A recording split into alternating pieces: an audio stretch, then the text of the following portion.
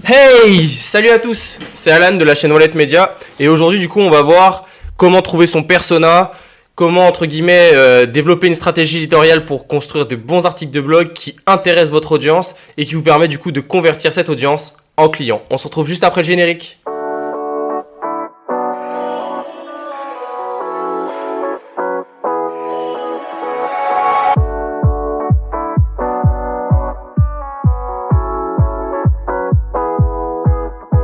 Alors, pour cette vidéo, on va faire entre guillemets une série de vidéos de 3, 4, voire peut-être 5 vidéos. Alors parce que j'ai plusieurs questions, donc j'ai souvent des questions qui reviennent au niveau des articles de blog et tout, etc. lorsqu'on crée un site internet.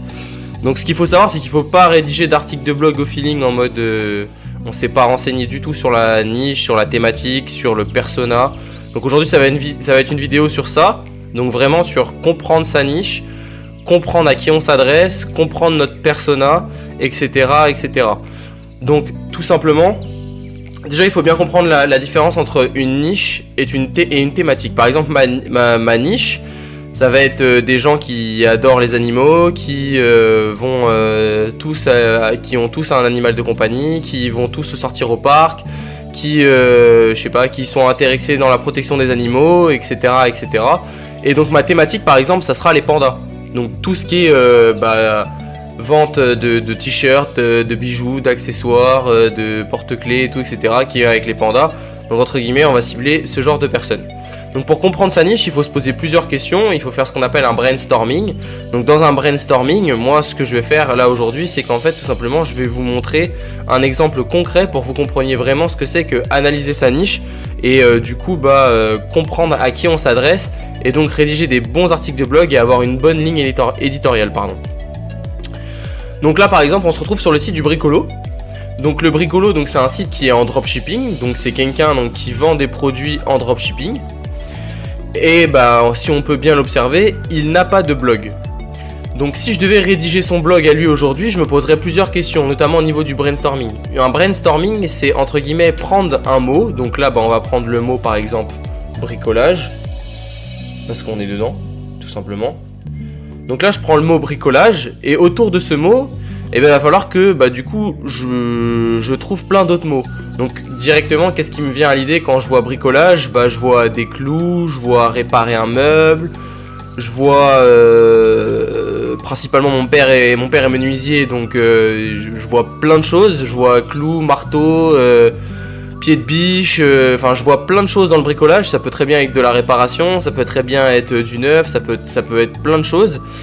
Ensuite, ça peut être de la décoration aussi. C'est ça un brainstorming, c'est prendre plein de mots-clés. Donc ça peut très bien être ta sœur qui va créer tout simplement une petite étagère pour ranger ses bijoux.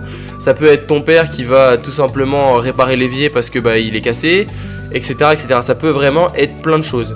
Donc en fait, il faut définir son persona pour savoir à qui on s'adresse dans nos articles de blog.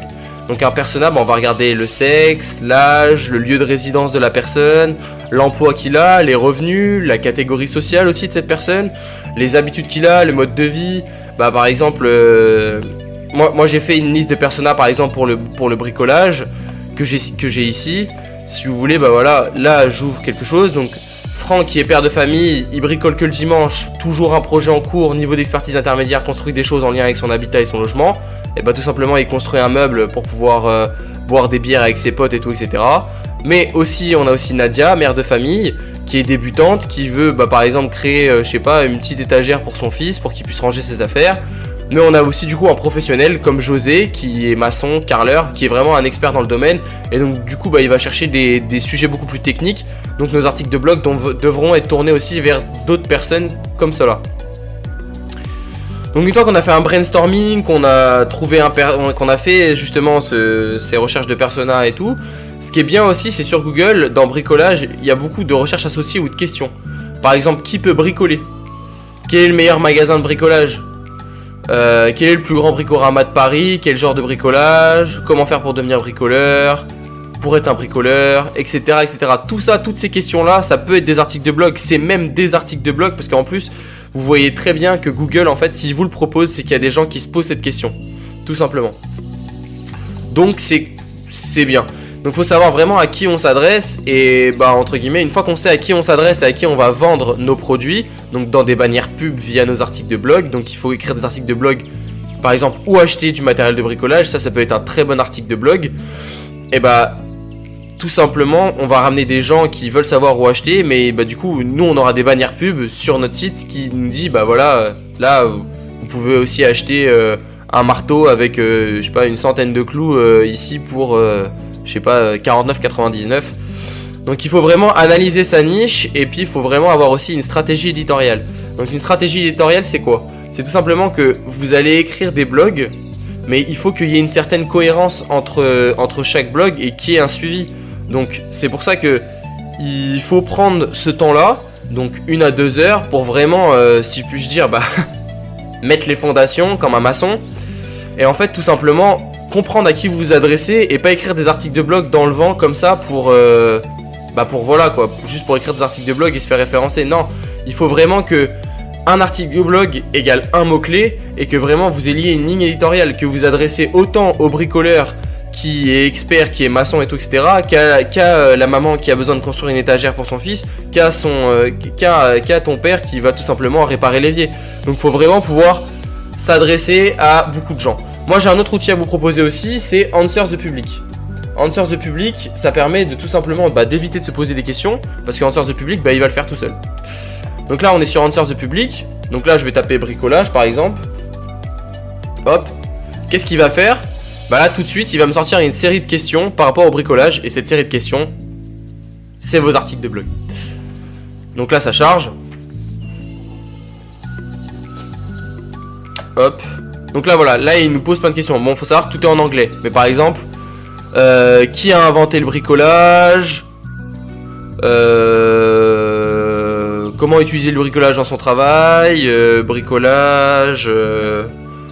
Enfin, voilà, il y a beaucoup.